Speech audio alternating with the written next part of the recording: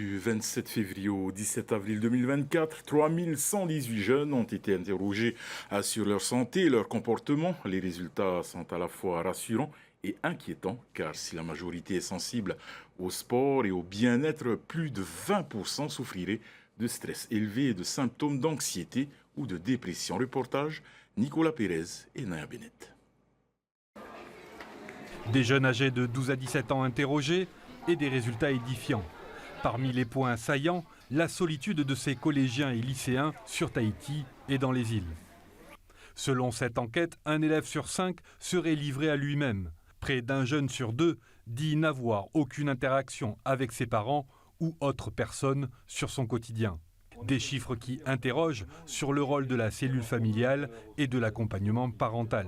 Les parents disent qu'ils n'ont pas forcément le temps de travail, le temps de trajet, le temps de bouchon, fait que ça augmente leur non-présence au domicile. D'un autre côté, il y a aussi des enfants qui se retrouvent seuls chez eux, des ados qui se retrouvent seuls chez eux et qui s'embêtent chez eux et qui du coup vont à la rencontre d'autres ados du quartier, du collège, du lycée, et c'est pas toujours de belles rencontres. Autre point, un manque de communication qui pointe une utilisation accrue des écrans.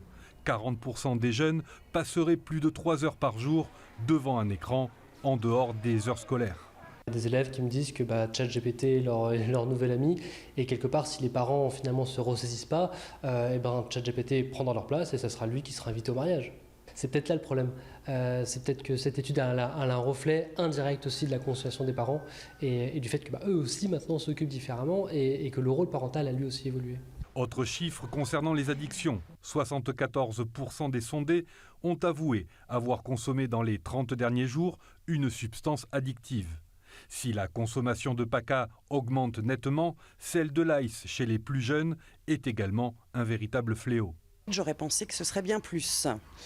Parce qu'on reçoit des jeunes aussi où les parents consomment énormément, voire peuvent dealer. Et du coup, j'aurais pensé que ça aurait été plus. Donc en fait, ça c'était ma belle surprise au final, même si c'est inquiétant. Il n'empêche que les jeunes y ont accès d'une manière assez facile. Et ça, on a un souci là-dessus, encore plus grand peut-être que les autres, vu les dégâts que ça fait. Des addictions conduisant à un mal-être qui peuvent mener au drame.